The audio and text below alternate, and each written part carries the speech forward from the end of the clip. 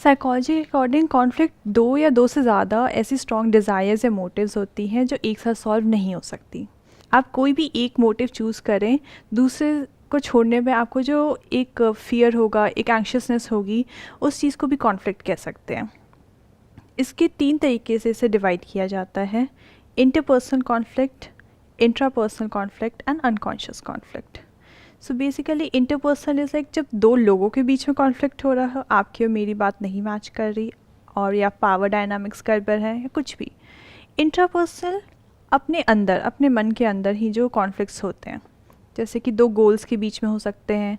आपको एक इंसान से शादी करनी है, पर अगर आप उससे शादी करेंगे तो आपके पेरेंट्स नहीं मानेंगे, तो आपको किसी एक को छोड़ना पड़ सकता है। ऐसे टाइप के कॉन्फ्लिक्ट्स इंट्रापर्सनल होते हैं।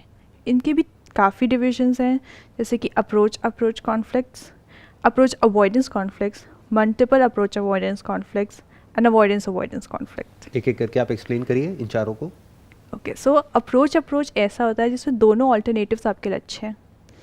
अगर जैसे कहें कि आपके पास 2 जॉब अपॉर्चुनिटीज़ आई हैं, दोनों ही बहुत अच्छी कंपनीज़ की हैं, तो ये कॉन्फ्लिक्ट इतना डिस्ट्रेसिंग नहीं है, बिकॉज अगर आप एक को चूज़ करेंगे तो दूसरा अपने आप वैनिश हो जाएगा, आपको ज़्यादा फ़र्क नहीं पड़ेगा इस चीज़ से।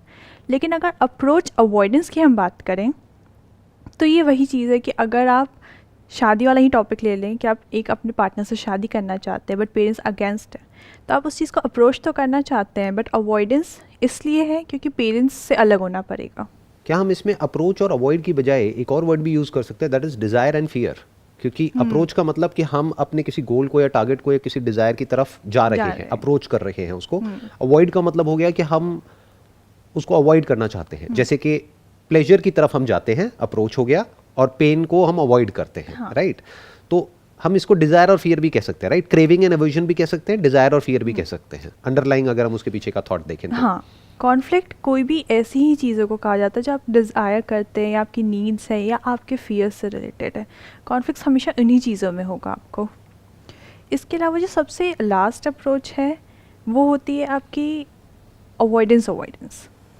इसमें ये है कि आपको दोनों ही चीज़ें चूज़ करने पे, एक तरफ कुआं एक तरफ खाई वाली सिचुएशन जिसे हम कहते हैं, कि कुछ भी आप चूज़ करो आपको घाटा है ही। मतलब अगर इसका एक सिंपल सा एग्जांपल दिया जाए तो आपके 2 हाथ हैं, तो आपको अगर ऑप्शन दिया जाए कि ये वाला कटवाना है, ये वाला कटवाना है, हाँ, तो दोनों ही आपके लिए प्रॉब्लमेटिक है। हाँ आप दोनों ही नहीं चाहते हो, बट मजबूरी है, तो दोनों में से डॉक्टर तो आकर के कहेगा कि भाई एक को ही हम बचा सकते हैं, व्हाटएवर, तो अब क्या किया जाए, है ना? हाँ, इससे ही रिलेटेड आपके अनकॉन्शियस कॉन्फ्लिक्ट है। तो इसमें डिफ्रेंसिएशन पता होना चाहिए इंट्रापर्सनल और अनकॉन्शियस में, क्योंकि ये दोनों ही अंदर हैं दिमाग के। इसमें होता ये अनकॉन्शियस कॉन्फ्लिक्ट आपको पता नहीं होता कि आपको इस चीज़ से प्रॉब्लम है। जैसे हम बचपन से बच्चों को सिखाते हैं कि क्या कहते हैं, लड़ाई झगड़े या फिर गुस्सा दिखाना गलत चीज़ है। तो कभी अगर बच्चे को गुस्सा भी आता है या फ्रस्ट्रेट होता है वो किसी से, तो वो बता नहीं सकता क्योंकि सोसाइटी ने ये शो कर दिया कि ये चीज़ ठीक नहीं है। अब वो आपके अंदर है, बट आपको पता नहीं चल रहा कि आप क्यों, आपको प्रॉब्लम हो रही है, आप क्यों डिस्ट्रेस में हो इतना ज़्यादा, आपको क्यों परेशानी है। तो वो चीज़ अनकॉन्शियस होती है, जो चीज़ कॉन्शियस सप्रेस कर देता है। और फिर डिस्ट्रेस तो है वहाँ पे, कॉन्फ्लिक्ट तो है, बट उसका सल्यूशन नहीं मिल पाता क्योंकि आप सोर्स ही नहीं पता कर पा रहे कि क्या है। Oh, so what you are saying is, एक जो अनकॉन्शियस कॉन्फ्लिक्ट हो गया, वो बेसिकली सामने वाले को पता ही नहीं है कि कॉन्फ्लिक्ट क्यों हो रहा है। हाँ, मान लो एक फीलिंग ऑफ सैडनेस है, फीलिंग ऑफ अनईजीनेस है, या फिर कंफ्यूजन है, बट उसका रीज़न ही नहीं समझ आ रहा है कि क्यों है। हाँ, तो वो अनकॉन्शियस लेवल पे हो गया। और अगर 2 चॉइसेस हैं, साफ नज़र आ रही है, that could be related to approach और अवॉइडेंस, बट उसको दिख रही है, तो उसको हम बोल सकते हैं एट द कॉन्शियस लेवल, या जिसको इंट्रापर्सनल हम बोल सकते हैं, राइट? अब इसके रूट कॉजेज़ पर अगर हम बात करें तो इसके रूट कॉजेज़ काफ़ी तरीके से हो सकते हैं। आपकी इंफॉर्मेशन प्रोसेसिंग गलत हो सकती है। एक रीज़न हो सकता है कि आपकी डिज़ायर्स जो हैं वो उनके बीच में हो सकता है कि आप कुछ चाहते हैं बहुत ज़्यादा और वो आपको नहीं मिल रहा, तो वो एक कॉन्फ्लिक्ट का कारण हो सकता है। उसके अलावा फियर्स भी एक कारण हो सकते हैं कि आप किसी चीज़ से दूर भाग रहे हैं बट वो चीज़ आपको भागने नहीं दे रही, या कोई ऐसी सिचुएशन है, उसमें भी कॉन्फ्लिक्ट एक कारण हो सकता है। इसके अलावा वैल्यूज़ का एक रीज़न हो सकता है, आपके वैल्यूज़ कुछ और हो, मेरे वैल्यूज़ कुछ और हो, और फिर उसमें क्लैश हो। या आपको लगता है कि मेरे वैल्यूज़ ऐसे हैं बट सामने वाला मुझसे कुछ और एक्सपेक्ट करता है, बट मेरे लिए करना भी इम्पॉर्टेंट है, उसमें भी हो सकता है कॉन्फ्लिक्ट। तो अभी तक आपने जो भी कुछ कहा है, अगर उसको हमको 3 कैटेगरीज में डिवाइड करना हो, तो 1 इज़ इंटरपर्सनल, यानी 2 लोगों के बीच में। एक हो गया इंट्रापर्सनल, वो है हमारे ही अपने थॉट्स दो कॉन्ट्राडिक्टिंग थॉट्स के बीच में, या थॉट्स और फीलिंग्स के बीच में, थॉट्स और इमोशंस के बीच में। तीसरा हो गया एट एन अनकॉन्शियस लेवल, कि हमें पता तक नहीं है कि वो कॉन्फ्लिक्ट हो क्यों रहा है। उसको हम इस तरीके से कह सकते हैं कि कोई थॉट आ रहा है हमारे माइंड में, कोई फीलिंग जनरेट हो रही है, बट हम चाहते हैं कि वो ना हो, लेकिन हमको यही नहीं पता कि क्यों ना हो, उसका रीज़न हमको नहीं मिल रहा है। फॉर एग्जाम्पल, किसी चीज़ को देखते एकदम से डर लग रहा है हमको, बट क्यों लग रहा है अगर उससे पूछा जाए तो उसको यही नहीं पता कि क्यों लग रहा है। हो सकता है बचपन में कुछ ऐसा हुआ कि उसको डर लगता है किसी पर्टिकुलर चीज़ से या किसी पर्टिकुलर तरह के इंसान से, या फिर मे बी इवन रिलेशनशिप से, कि बचपन में उसके पेरेंट्स के बीच में इतने क्लैशेस हुए, फादर मदर के बीच में, कि अब उस लड़की को या उस लड़के को रिलेशनशिप के नाम से डर लगता है। बट अगर उससे पूछोगे कि आपको इतनी नफरत क्यों है, तो हो सकता है उसके पास में कोई आंसर ही नहीं होगा। तो ये हो गए 3 रीजंस जो अभी आपने डिस्क्राइब करे। इन तीनों रीजंस की रूट क्या है, जड़ क्या है, अगर हमको जड़ को देखना हो, क्या वो अलग अलग है तीनों की या एक ही है? अगर हम देखें तो रूट कॉजेज वही सेम रहते हैं। आप किसी भी तरीके की कॉन्फ्लिक्ट रहे, आपके इन्फॉर्मेशन लेने का तरीका, आपके फियर्स, आपके डिज़ायर्स, नीड्स, यही रूट कॉजेज रहते हैं, चाहे किसी भी टाइप का कॉन्फ्लिक्ट हो। सो यू आर सेइंग कि जो रूट कॉज है that could be desires, fears, hopes, aspirations, ये सब जो होते हैं कहीं ना कहीं, ये जो हमारी वैल्यूज़ होती हैं वो सब बेसिकली इन तीनों के ही रूट कॉजेज हैं। और डिज़ायर और फियर भी हम 2 बोल तो रहे हैं, बट एक्चुअल में 2 नहीं है, एक ही है। यानी fear is the opposite of desire, अगर हम ध्यान से ऑब्जर्व करें, क्योंकि उन्हीं चीज़ों से रिलेटेड हमारे अंदर डर होता है जिससे रिलेटेड डिज़ायर्स होते हैं। फॉर एग्जाम्पल, हमारा कोई अपना है तो उनके साथ रहने का हमारे अंदर डिज़ायर है, इसीलिए उनको खोने का डर है। कोई ऐसा इंसान है जिससे रिलेटेड हमारे अंदर कोई डिज़ायर नहीं है, तो उसको खोने का डर भी नहीं है। तो हमको एक रूट कॉज मिला इन तीनों इश्यूज का, दैट इज डिज़ायर, और we can call it a self centric desire, क्योंकि desire is by its very nature self centric. वो होलिस्टिक तो हो ही नहीं सकता, because we can't perceive the whole. तो होलिस्टिक डिज़ायर नाम की कोई चीज़ नहीं है इस दुनिया में। क्योंकि होलिस्टिक में क्या आया, फिर सिर्फ ये प्लैनेट नहीं आएगा, सारे प्लैनेट्स आ जाएंगे, पूरा का पूरा यूनिवर्स आ जाएगा। तो होल को तो हम कभी परसीव ही नहीं कर सकते, तो होलिस्टिक डिज़ायर हो कैसे सकता है? Impossible.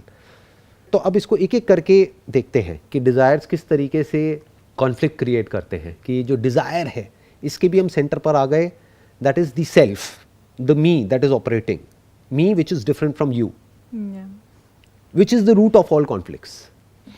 So, can a person be free from all kinds of conflicts at all levels?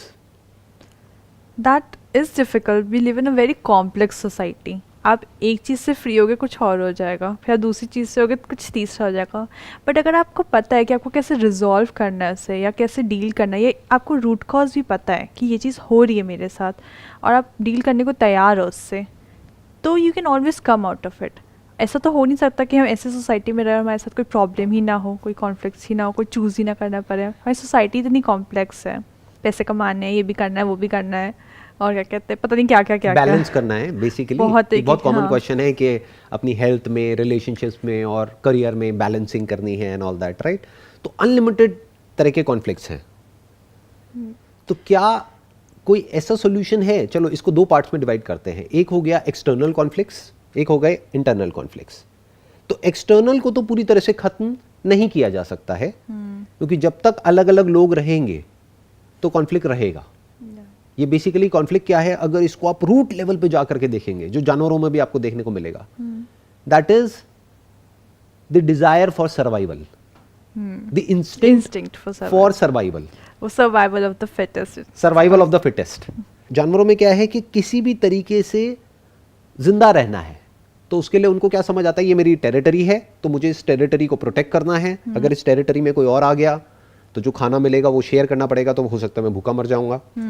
इसलिए जानवर आपस में लड़ते हैं और कई बार एक दूसरे को मार भी देते हैं, मर भी जाते हैं। बट अगर अंडरलाइंग उस सब के पीछे देखा जाए तो कॉज क्या है? The instinct for survival. उसी तरह के कॉन्फ्लिक्ट्स होते हैं इंसानों के बीच में, जो वॉर्स होते हैं, जो वॉर्स होती हैं, उन सब की भी जड़ यही है। और वो गलत नहीं कह सकते हम उसको पूरी तरह से, क्योंकि हमारी अपनी एक टेरिटरी है, हमारी अपनी एक कंट्री है। इस कंट्री में अगर कोई अंदर घुसेगा और उसको नहीं रोका गया तो कल वो पूरी कंट्री पर कब्जा कर लेगा। बिल्कुल ऐसा है कि हमारा अपना एक घर है, हमारे घर में अगर कोई जबरदस्ती घुसने की कोशिश करेगा तो हम उसको रोकेंगे, जैसे ही रोकेंगे कॉन्फ्लिक्ट शुरू, बिकॉज वो रुकना नहीं चाहता है। तो एक है conflict in the external world which can't be avoided. For example, आप कहीं रोड पे जा रहे हो, कोई आपको अटैक करने के लिए आएगा, तो उस वक्त क्या कहोगे कि नहीं मुझे कॉन्फ्लिक्ट नहीं चाहिए? वो कहेगा मुझे आपका पर्स चाहिए, या आपकी चेंज चाहिए, whatever it is, the moment you resist तो कॉन्फ्लिक्ट हो गया, वहां पर लड़ाई झगड़ा हो गया. So the point that needs to be understood is कि बाहर हमको कई बार स्टैंड लेना ही पड़ेगा, क्योंकि रिलेशनशिप बेसिकली क्या होती है, एक पार्टनरशिप की तरह होती है, जहाँ पे म्यूचुअली दोनों एग्री करते हैं कुछ टर्म्स एंड कंडीशंस के ऊपर, जो फ्यूचर में कोई भी वायलेट करता है दोनों में से एक भी, तो दूसरे को उसको रियलाइज कराना पड़ता है कि देखो ये गड़बड़ हो रही है इस रिलेशनशिप में. इसके ऊपर हमने बात करी थी कि हम इस पे कॉम्प्रोमाइज नहीं करेंगे, लेकिन ये कॉम्प्रोमाइज चल रहा है, तो वो एडजस्टमेंट करनी पड़ेगी, बात करनी पड़ेगी. The moment you talk to the other person, तो एक तरीके से आप उसकी टेरिटरी में एंटर कर रहे हो, क्योंकि वो कुछ कर रहा है, या तो आप उसको रोक रहे हो या खुद कुछ ऐसा करना चाहते हो जो उसने आपके लिए टेरिटरी बनाई है उसको तोड़ करके बाहर निकलना चाहते हो. So the moment you do that, there is bound to be conflict. So what I am saying is, बाहर तो कॉन्फ्लिक्ट रहेंगे ही, between two people, between two groups, between two religions, between two nationalities, between two ideologies, two beliefs, वहाँ पर तो conflict रहेंगे ही रहेंगे. But the point is, बाहर चाहे कॉन्फ्लिक्ट हो या ना हो उससे फर्क नहीं पड़ता है, क्योंकि कई बार आपको स्टैंड लेना ही पड़ेगा अपने पेरेंट्स के अगेंस्ट, अपने हस्बैंड के अगेंस्ट, अपनी वाइफ के अगेंस्ट, अपने इन लॉज के अगेंस्ट, अपने फ्रेंड्स के अगेंस्ट, अपनी कंपनी के अगेंस्ट, इस सिस्टम के अगेंस्ट, मे बी गवर्नमेंट के अगेंस्ट.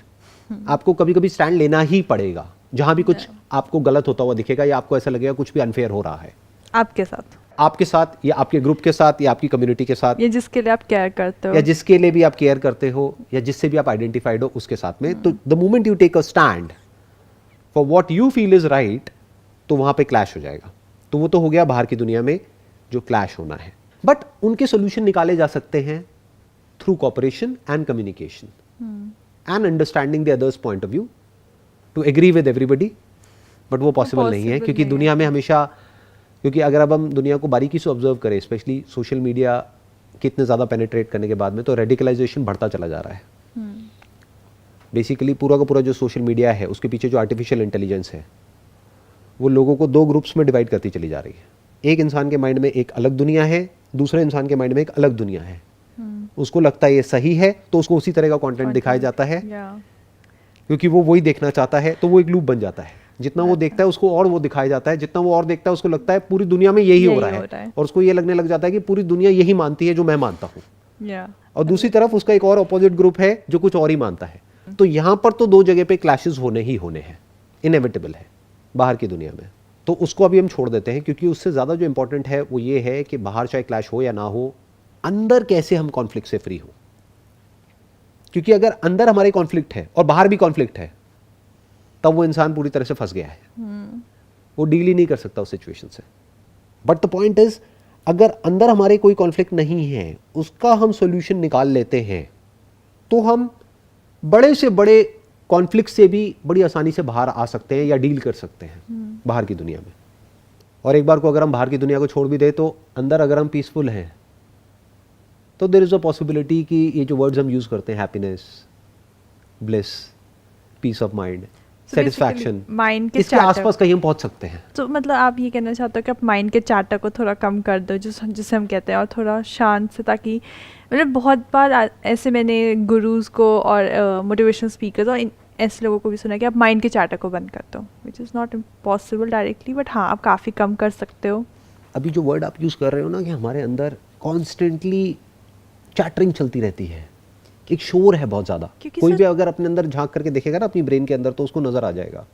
कोई इंसान थोड़ा सा भी अवेयर है तो वो झांक करके देखेगा, तो अंदर उसको बहुत तरह की आवाज़ें सुनाई देंगी. एक आवाज़ कुछ और कह रही होगी, जैसे हम बोलते हैं ना, मेरे अंदर की आवाज़. तो अंदर ये मत समझो कि एक आवाज़ है, अंदर बहुत तरह की आवाज़ें हैं, और उन सब आवाज़ों की आपस में लड़ाई हो रही है. अंदर एक पूरी की पूरी महाभारत चल रही है. अपनी थॉट्स पे लोग सोचते बहुत बार ऐसा होता है कि प्रॉब्लम नहीं है, बट आप सोचो प्रॉब्लम बन जाती है. तो ऐसा क्यों होता है? इज देयर अ वे जिससे कि हम ये जो अंदर ये जो कांस्टेंट शोर चलता रहता है, कि क्या ऐसा हो सकता है कि हम जब चाहें, जहां चाहें वहीं पर, ये नहीं कि किसी पर्टिकुलर जगह पर जा करके कुछ दिन के लिए बड़ा अच्छा फील हो रहा है, हिल स्टेशन पे आ गए हैं, फिर वापस आए तो वापस वहीं के वहीं. मैं उसकी बात नहीं कर रहा हूँ. मैं कह रहा हूँ जब भी जहाँ भी आपके हाथ में पूरा कंट्रोल, कि आप जब चाहे इस चैटर को बंद कर सको, यानी एक थॉटलेस स्टेट में जा सको, a state which is free from thought, and जब चाहे आप वापस से एक थॉटफुल स्टेट में जा सको, यानी थॉट का कंट्रोल आपके ऊपर हो।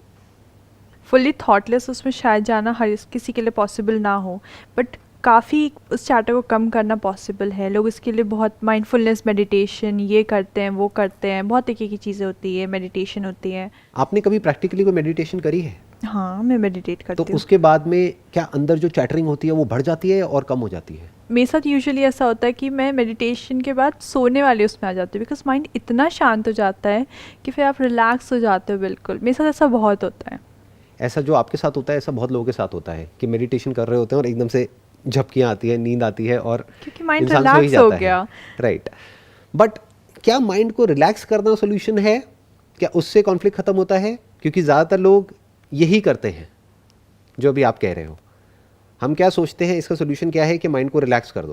आई am not talking about that, क्योंकि that is basically a temporary escape. जैसे गहरी नींद में होता है, सब कुछ रुक जाता है, जैसा पीने के बाद में होता है, ड्रिंक करने के बाद में होता है। इसीलिए तो लोग ड्रिंक करते हैं, बट वो कुछ देर के लिए है। That is just a temporary state जिसको हम इंड्यूस कर रहे हैं किसी एक्टिविटी के थ्रू, किसी एक्शन के थ्रू, जो कुछ देर तक तो रहेगी, उसके बाद में फिर बैक टू वहीं के वहीं पहुंच जाएंगे। क्योंकि कॉन्फ्लिक्ट की जड़ तो वहीं के वहीं है ना। कॉन्फ्लिक्ट की जड़ क्या है? दो। जहां भी दो रहेंगे वहां पे कॉन्फ्लिक्ट रहेगा ना।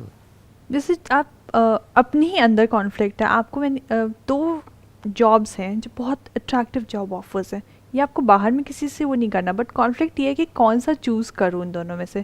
पैकेज भी सेम है, उनकी रेपुटेशन भी सेम है, एक थोड़ा सा पास है, एक थोड़ा सा दूर है, बट आपको कोई ज़्यादा फ़र्क नहीं पड़ता बिकॉज आपके पास कार है। और ऐसी बहुत सारी चीज़ें हैं। अब दोनों ही चीज़ आपके अंदर है, तो वैसे में ये तो बहुत सिंपल से। हाँ, तो अब आप ये सोचो, अभी जो आपने जॉब की बात करी वहाँ पे हम किसी पर्सन को भी लगा सकते हैं जॉब को हटा करके। मानो दो लोग हैं, उसमें से एक को चूज़ करना है, अब किसको चूज़ करें? दोनों के अपने प्लस माइनस हैं। ऐसे ही लाइफ में कोई भी आप डिसीजन लोगे, हर डिसीजन के अपने प्लस माइनस हैं। बट मैं क्या कह रहा हूँ, वो इतना मुश्किल नहीं है। उसकी वजह से अंदर कॉन्फ्लिक्ट नहीं होता है। क्यों? क्योंकि अगर आपको ये गलत फहमी है, आपको मतलब किसको? आपकी ईगो को, कि मुझे पता है कि सही डिसीजन क्या है, तो आप फंस गए। क्योंकि आपको एक्चुअल में नहीं पता है। Do you know it for sure कि ये दो लोग हैं, इन दोनों में से कौन आपके लिए अच्छा होने वाला है फ्यूचर में?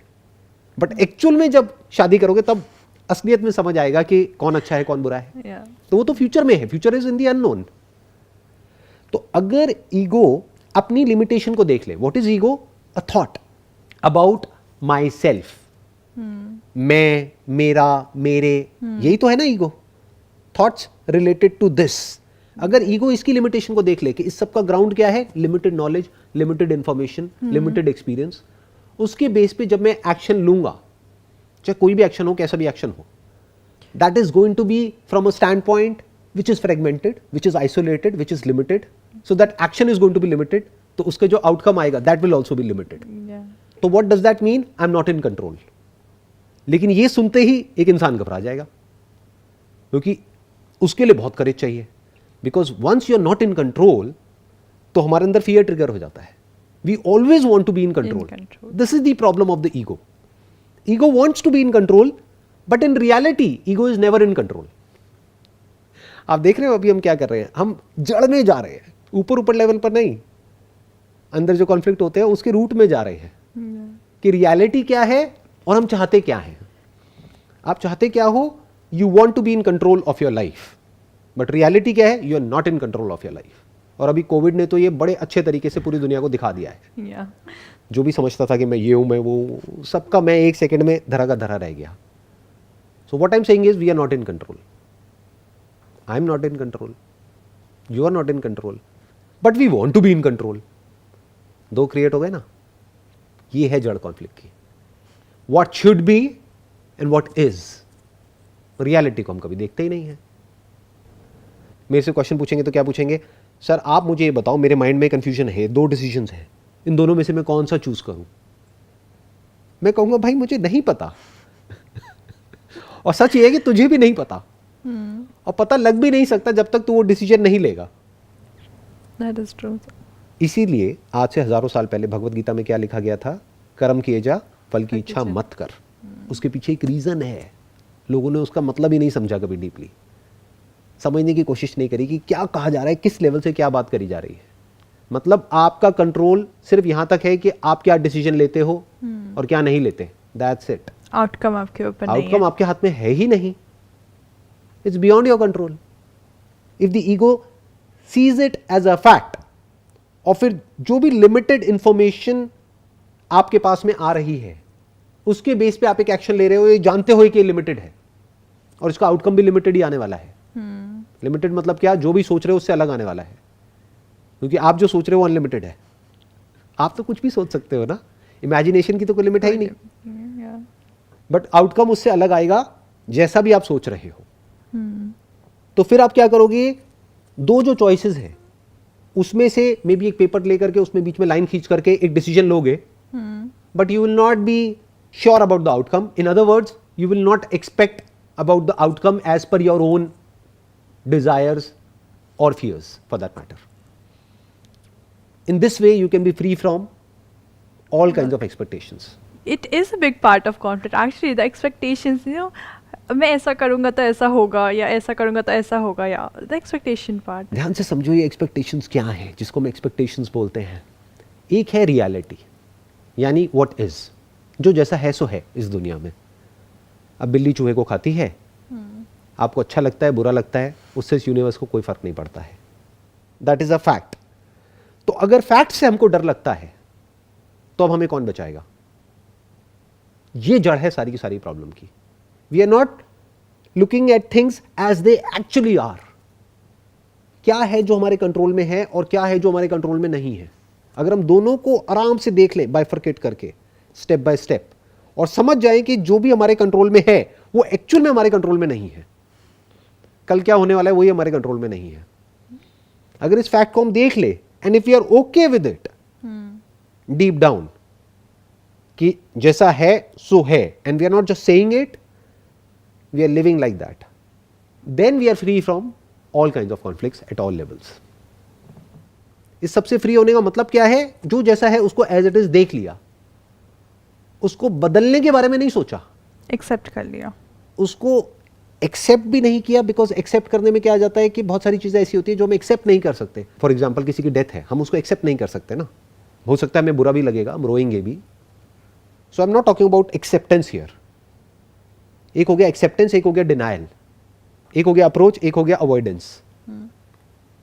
मैं क्या कह रहा हूं, एज इट इज देखो, जो भी हो रहा है तो चीजें बड़ी सिंपल हो जाती है। जब भी आप मैं को अलग कर देते हो ना, जो सारी चीजें ऐसे चल रही हैं, बस मैं नहीं हूं उसमें। नॉट एग्जैक्टली, बिकॉज मैं तो रहेगा, मैं अलग नहीं कर सकते आप, बिकॉज अलग करोगे फिर दो क्रिएट हो जाएंगे, फिर एक कॉन्फ्लिक्ट क्रिएट हो जाएगा। ये भी बहुत लोग कोशिश करते हैं कि अनबायस्ड होकर के एज अ थर्ड पर्सन बैठ करके अपने थॉट्स को देखना, उससे क्या हो जाएगा? You are identified deep within, you are that, minus your thought, where are you, what are you? You are nothing but a bundle of experiences, memories and your thoughts put together. तो आप उससे detach कैसे हो जाओगे? Detach होते ही चीज़ें ही dissolve हो जाएंगी। So I am not talking about detachment here और अटैचमेंट, बिकॉज हमारा माइंड ना ऐसे ही सोचता है। This is the basic problem of the mind. Opposites में चलता है, राइट एंड रॉन्ग, अच्छा और बुरा, pain and pleasure, attachment detachment, पकड़ना है या छोड़ना है। मैं क्या कह रहा हूँ, यहाँ पे कोई अलग बात कर रहा हूँ, अगर उसको हम ध्यान से समझ पा रहे हैं कि जो जैसा है सो है, ना उसको एक्सेप्ट करना है ना उसको डिनाई करना है, जो है सो है। एक एग्जांपल देता हूं बड़ा सिंपल सा। हमारे माइंड में कोई भी कैसे भी थॉट्स आ सकते हैं, क्या ये फैक्ट है या इल्यूजन है? That is a fact. It's a fact. But क्या हम उसको एक्सेप्ट करते हैं या हम जज करते हैं इमीडिएटली उन थॉट्स को कि ये बुरे हैं, ये अच्छे हैं, अच्छे हैं तो ये बार बार आने चाहिए, ये बुरे हैं तो ये नहीं आने चाहिए, ये प्रोहिबिटेड है, प्रोहिबिटेड है, फिर भी ये थॉट्स मेरे अंदर आ रहे हैं, इसका मतलब मैं बुरा इंसान हूं। तो यहां से गिल्ट पैदा हो गया। तो मैं क्या कह रहा हूं, उन थॉट्स को ना एक्सेप्ट करना है ना उन थॉट्स पर एक्ट करना है। क्या करना है? सिर्फ देख लेना है कि हाँ ऐसे थॉट्स आ रहे हैं। क्या कर सकते हैं उसमें? कुछ भी नहीं कर सकते। बिल्कुल ऐसा है, किसी को प्यास लग रही है तो पानी चाहिए, तो क्या कर सकते हैं उसमें? कुछ भी नहीं कर सकते। We can't do anything about it. जैसे सांस लेने के लिए ऑक्सीजन चाहिए तो चाहिए, अब क्या करोगे? You can't do anything. तो चीज़ें सिंप्लीफाइड हो गई ना। ऐसे करके हमने इसको बड़े आराम से समझ लिया कि ये क्या होती है, इम्पल्सेस क्या होती है, ये उठती रहती है, दैट इज़ ओके।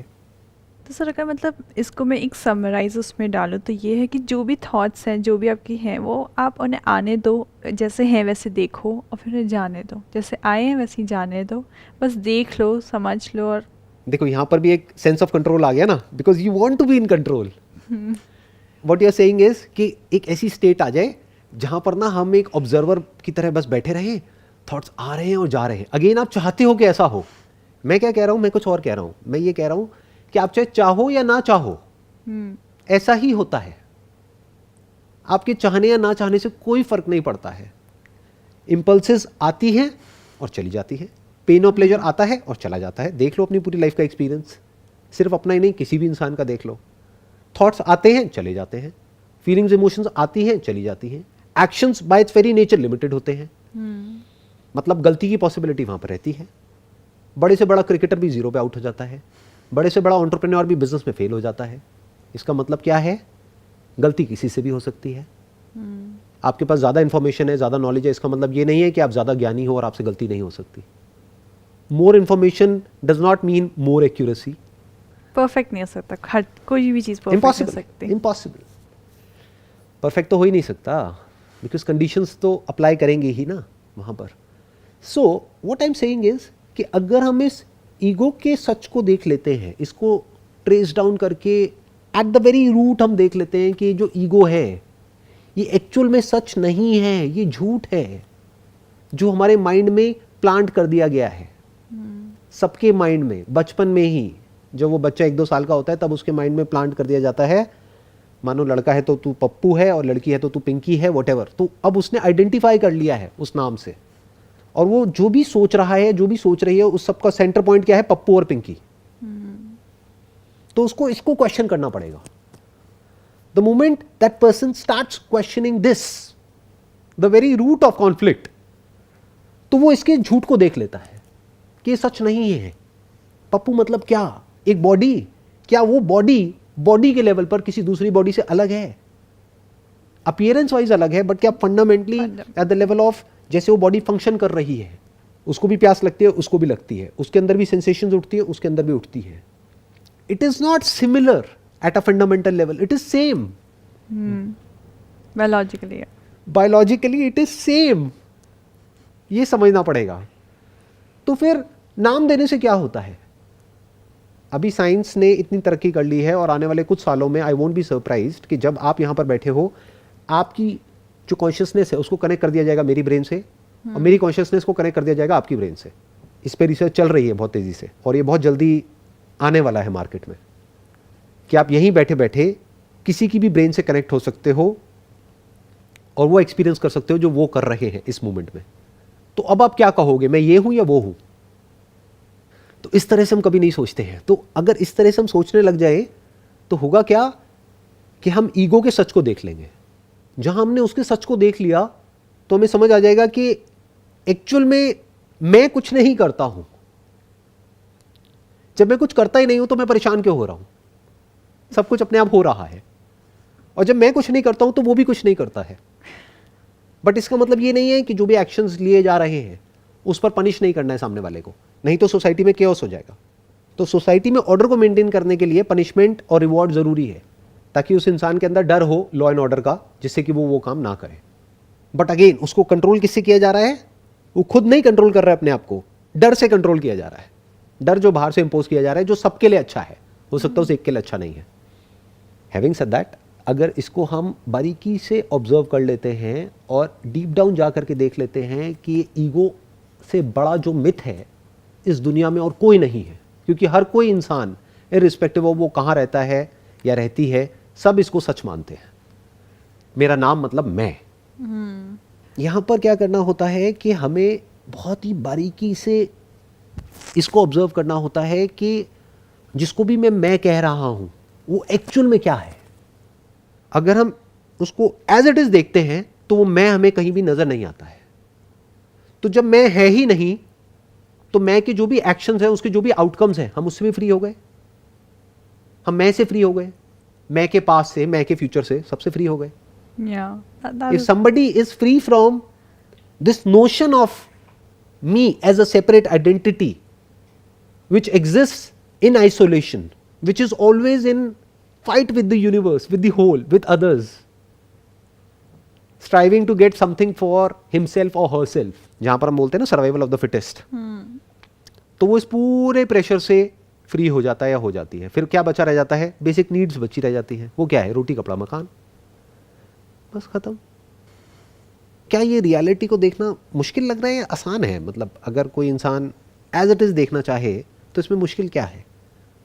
कि फॉर एग्जाम्पल ये 2 मग्स पड़े हुए हैं हमारे सामने, एक का नाम हमने कुछ दे दिया, एक का नाम कुछ दे दिया. नाम देने से क्या होता है? दोनों मग है. क्या हम इस सच को नहीं देख सकते? अंदर का जो कंटेंट है वो भी सेम है. Psychologically we are all same.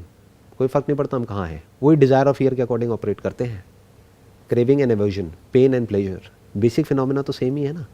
नहीं समझने की जरूरत है कि हम अकेले नहीं फंसे हुए इन सारी चीज़ों में, सब फंसे हुए हैं, सबका सेम ही हाल है. राइट. नंबर 1, सब फंसे हुए हैं, पूरी की पूरी ह्यूमैनिटी फंसी हुई है. और किस लेवल पे फंसी हुई है उसको भी देखना पड़ेगा. At the level of thought. And what is the beginning of thought? Ego. Thought which is problematic. 2 तरह के थॉट्स हो गए ना. एक थॉट एज अ प्रॉब्लम, एक thought as a solution. Thought as a solution क्या है? साइंस, जो कि ऑब्जेक्टिव है. थॉट एज अ प्रॉब्लम क्या है? Subjective thought. Thought related to me as separate from you. That is the beginning of hatred. That is the beginning of conflict. Conflict, yeah. क्योंकि मैं और तू के बीच में तो लड़ाई रहेगी ही रहेगी. अगर दोनों में से कोई एक भी सच को देख लेता है तो जो कॉन्फ्लिक्ट्स हैं वो होने की पॉसिबिलिटी बाहर भी ऑलमोस्ट जीरो हो जाएगी. अंदर तो कोई कॉन्फ्लिक्ट बचेगा ही नहीं, बट बाहर भी जो कॉन्फ्लिक्ट है काफ़ी कम हो जाएंगे, वो ऑलमोस्ट जीरो हो जाएगा. क्यों? क्योंकि वो समझ पा रहा होगा कि जो सामने वाला इंसान है वो क्या कर रहा है, क्यों कर रहा है, किस लेवल से हो रहा है. सब कुछ देख लिया ना अभी हमने, कुछ भी नहीं छोड़ा. क्या देखा? बायोलॉजी को देख लिया, ईगो को देख लिया, और सोसाइटी जो इम्पोज करती है उसको भी देख लिया. मतलब बेसिकली एक तरफ क्या है? Pain and pleasure at the level of biology. Mind के लेवल पर क्या है? My desires and my fears. Society के लेवल पे क्या है? The concept of right and wrong, जिसको मॉरलिटी बोलते हैं. और फिर सबका बैलेंस करना एक वही, और फिर इन तीनों को बैलेंस करना. क्योंकि अब कॉन्फ्लिक्ट क्या है कि जहां पे प्लेजर मिलता है वहां से बीमारी मिलती है, जहां से पेन मिलता है वहां से हेल्थ मिलती है. मतलब this body basically is meant for physical activity. लेकिन फिजिकल एक्टिविटी मतलब क्या? पेन. लेजीनेस मतलब क्या? Pleasure. Indulgence in pleasure means a disease. मीठा खाते जाओ खाते जाओ खाते जाओ, एक पॉइंट के बाद में जाकर के बीमारियां हो जाएंगी. जितना आप इंडल्ज हो जाओगे सेंसरी प्लेजर्स में, आप बीमारी की तरफ जा रहे हो. जितना अपनी बॉडी को पेन दोगे एक लिमिट में, वो भी एक्सट्रीम में नहीं, उतना ही बॉडी हेल्दी होती चली जाएगी. That is good for the body. तो कॉन्फ्लिक्ट आ गया ना. तो हमारे डिजायर्स अगर इसके अकॉर्डिंग अलाइंड हो तो हम बच सकते हैं. वो भी एक हद तक हम हेल्थ को मेंटेन कर सकते हैं. क्योंकि जहां भी ये आ जाता है ना illusion, I am in absolute control of my health, उस इंसान की जब हेल्थ चली जाती है तो उसके हाथ से सब कुछ ही छूट जाता है. क्योंकि उसको ये लगता है कि अरे मेरे साथ में तो सब कुछ ठीक था, ये क्या हो गया एकदम से. सेंस ऑफ कंट्रोल लूज हो गया उस टाइम, वो पूरा ही खत्म हो गया. तो अगर उसने पहले ही उस स्कोप को थोड़ा सा छोड़ दिया है तो बच जाता है. वो ओपन है, उसको पता है हाँ कोई भी बीमारी लग सकती है, कुछ भी हो सकता है. I am mentally okay with all of that. तो होगा तब की तब देखेंगे. मतलब मैं करते रहूं जो भी करना है, जो होगा उसके बाद होगा. राइट. जो होगा जब होगा तब देखेंगे ना. बट इसका मतलब ये भी नहीं है कि मैं प्लेजर्स में इंडल्ज हो जाऊं आज, कि कल जो होना है सो होगा, अब क्या फर्क पड़ता है. नहीं. At your end, to resolve conflict in the future और to minimise conflict in the external world, what needs to be done is कि हमको पता होना चाहिए कि शॉर्ट टर्म में पेन को बियर करना पड़ेगा, प्लेजर्स को अवॉइड करना पड़ेगा, धीरे धीरे अपनी हैबिट्स को चेंज करना पड़ेगा. ये डिजायर हमारे अंदर होना चाहिए. ये नहीं कि एक सुपरफिशियल लेवल का डिजायर कि मुझे और पैसा चाहिए. अच्छा पैसे से क्या होगा? मैं पार्टी करूंगा. पार्टी से क्या होगा? प्लेजर्स में इंडल्ज हो जाऊंगा. उससे क्या होगा? बीमार हो जाऊंगा. और फिर बीमार होकर के सारा पैसा जो भी मैंने कमाया वो हॉस्पिटल में जाकर के दे दूंगा और मैं मर जाऊंगा. जिम में आप जाकर के देखो कितने लोग मिलेंगे, हॉस्पिटल में देखो कितने मिलेंगे. जिम में बहुत कम लोग मिलेंगे, हॉस्पिटल में लाइन लगी हुई है. उसके पीछे जड़ क्या है? वो यही है जिसकी मैं बात कर रहा हूँ. डिजायर ही गलत है. डिजायर क्या है? वो जो सबके डिजायर है. सबके डिजायर क्या है? ये गधों की रेस हो रही है, इसको हमको जीतना है. मेडल मिलेगा, लेकिन उससे हेल्थ तो नहीं अच्छी होने वाली तेरी। तो डिजायर क्या होना चाहिए? सबसे पहले एक इंसान के अंदर, अगर हम एक्चुअल में एक कॉन्फ्लिक्ट फ्री लाइफ जीना चाहते हैं तो क्या होना चाहिए? अभी तक जो भी कुछ मैंने कहा अगर उसको सम अप करें तो डिजायर ऐसे होने चाहिए जिसमें सेंटर पॉइंट में होना चाहिए अपनी हेल्थ। हायरार्की और नीड्स पहले पूरी होनी चाहिए। पहले आपके बॉडीली नीड्स, आपकी हेल्थ, आपका सब कुछ पहले होगा, Right. उसके बाद बाकी हेल्थ में क्या क्या आ गया? डाइट आ गया, एक्सरसाइज आ गया, फिटनेस की नॉलेज आ गया, अपनी बॉडी को समझना आ गया, प्लेजर्स को अवॉइड करना आ गया, और पेन को सहना भी आ गया। तभी तो हम अपनी हेल्थ को मेंटेन कर सकते हैं। लेकिन एक्चुअल में ऐसा सोसाइटी में देखने को नहीं मिलेगा, रेयर केसेस में मिलेगा। सबसे सेंटर में क्या आना चाहिए? हेल्थ। क्योंकि अगर मेरी ही हेल्थ ठीक नहीं है तो मैं अपनी फैमिली का, अपने बच्चों का, इसका उसका क्या ध्यान रखूंगा, क्या ध्यान रखूंगी? एक माँ जो खुद ही हेल्दी नहीं है वो अपने बच्चे का कैसे ध्यान रख लेगी? तो सबसे सेंटर में क्या आया? हेल्थ। फिर उसके बाद में आया wealth, because money is energy, you have to survive ना इन दिस वर्ल्ड। और अगर वो पैसा हमको मिल जाए कोई ऐसा काम करके जो काम करना हमको अच्छा भी लगता है, ताकि वो काम टॉर्चर ना हो, तो और बेटर हो गया। तो ऐसा रास्ता फिगर आउट करना। फिर उसके बाद में नेक्स्ट स्टेप क्या आया? अगर ये दोनों स्टेप्स को हमने अचीव कर लिया है तो सेल्फ अंडरस्टैंडिंग, ये जो लिखा हुआ है डिस्कवर योरसेल्फ, यानी खुद को समझना। वही एक सॉल्यूशन है ना साइकोलॉजिकल जो भी डिसऑर्डर्स है उससे फ्री होने का, और कोई सॉल्यूशन है ही नहीं। क्योंकि जब तक एक इंसान साइकोलॉजिकली ये समझेगा नहीं कि एग्जैक्टली क्या हो रहा है, किस लेवल पे हो रहा है, क्या कॉन्शियस लेवल पे हो रहा है, क्या सबकॉन्शियस लेवल पे हो रहा है, ईगो क्या है, माइंड क्या है, थॉट क्या है, ये तो सब वो जानता नहीं है। या इसको इस तरीके से कहो कि अगर कोई इंसान इस दुनिया में सब कुछ जानता है दुनिया के बारे में, और उसने सब कुछ पा लिया है, लेकिन अगर वो खुद के बारे में ही कुछ नहीं जानता है तो वो किस काम का है? तो ये है वो तीसरा लेवल। लेकिन लोगों के लिए क्या है? सबसे पहला लेवल क्या है? पैसा, power, name, fame, acknowledgement, recognition, validation, physical appearance बहुत मैटर करती है। एज इफ कि उससे कुछ हो जाता है, क्या मिलता है? वैलिडेशन मिलता है। ये कुछ चीज़ें हैं जहाँ पर लोग जीते हैं, और ये सब चीज़ों की वजह से ही कॉन्फ्लिक्ट होता है, क्योंकि सबके सेंटर में ईगो बैठी हुई है। तो अगर हम बस इतना सा कर ले जितना अभी हमने डिस्कस किया है, और फिर हम खुद को समझने की शुरुआत कर देते हैं, खुद की एक एक लेयर्स को हटाते हैं और बारीकी से समझते चले जाते हैं, और फिर अगर हम उसके एंड तक जा पाते हैं और ये देख लेते हैं कि मैं एक्चुअल में हूँ ही नहीं, I am not separate from the whole, I am the whole, I am the manifestation of the whole, तो फिर कॉन्फ्लिक्ट पूरी तरह से मिट चुका है। अब उस नदी में उस बुलबुले की कोई एग्जिस्टेंस नहीं है। एक नदी है तो अभी लोग कैसे जी रहे हैं? मैं ये बुलबुला हूं, तू वो है, मैं तेरे से बड़ा हूं, मैं छोटा हूं। यही तो प्रॉब्लम है ना। अब मुझे बड़ा होना है, अरे कितना भी बड़ा हो जाए एंड में तो फट जाएगा। एंड सबका सेम है, बड़े बुलबुले का भी और छोटे का भी, और बड़ा और छोटा भी रिलेटिव है। बड़ा अपने से छोटे को देखेगा तो उसको बड़ा लगेगा, अपने से बड़े को देखेगा तो वो छोटा हो जाएगा। बट नदी के कंपैरिजन में देखा जाए तो सब छोटे हैं। तो अगर आप एक बार इस सच को देख लेते हो कि बुलबुला कहीं भी नहीं है, जिसको बुलबुला कह रहे हैं उसको जब आप छू के देखते हो तो वो पानी है, तो आप क्या हो जाते हो? वही जो आप एक्चुअल में हो। आप बन नहीं जाते हो पानी, आप पानी ही हो। बट आपको ये सच नजर आ जाता है कि मैं पानी हूं, तो अब आप क्या हो गए? अब आप नदी हो गए। You are that river, the river of consciousness. ना you are free from all kinds of conflicts. But अब जो यहाँ पर चीज़ समझने वाली है वो ये है कि मैंने बोल तो दिया है कि जो आइडेंटिफिकेशन है विद अ बबल और अ वेव, ये जब मिट जाती है तब हम एक बहती हुई नदी के जैसे होते हैं। बट ये कैसे मिटे? क्योंकि सभी आइडेंटिफाइड है। अगर इंसान को एट अ फंडामेंटल लेवल देखा जाए तो वो बंदरों से अलग नहीं है। हमारा जो बिहेवियर है वो एक्वायर हुआ है थ्रू इमिटेशन। जैसे सब कर रहे होते हैं वैसे ही हम कर रहे होते हैं। प्लस इतने सालों से एक तरीके से हम सोचते आए हैं, तो ये अपने आप में एक अलग थॉट प्रोसेस है जिसकी मैं बात कर रहा हूं। I am not talking about making yourself better, making your ego better. लोग इस रेस में लगे हुए हैं to become something, to achieve something. उनका कोई ना कोई आइडल होता है माइंड में, और वो बनने में लगे रहते हैं पूरी जिंदगी। और फिर अंदर कॉन्फ्लिक्ट चलता रहता है, एक जो करना चाहिए, एक जो वो कर रहे हैं।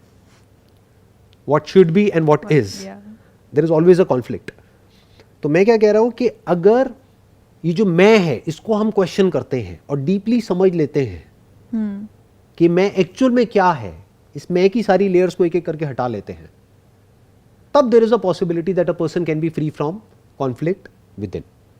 बट ये अपने आप में एक बहुत बड़ा टॉपिक है, तो मे बी इसको जो नेक्स्ट हमारा सेशन होगा उसमें टच करते हैं, that is what is ego. तो अब आप इस पर थोड़ा सा स्टडी करिए कि ईगो क्या है फ्रॉम द साइकोलॉजी पर्सपेक्टिव, फिर उसको हम नेक्स्ट सेशन में डीपली कवर करेंगे। Wish you all the best, see you soon.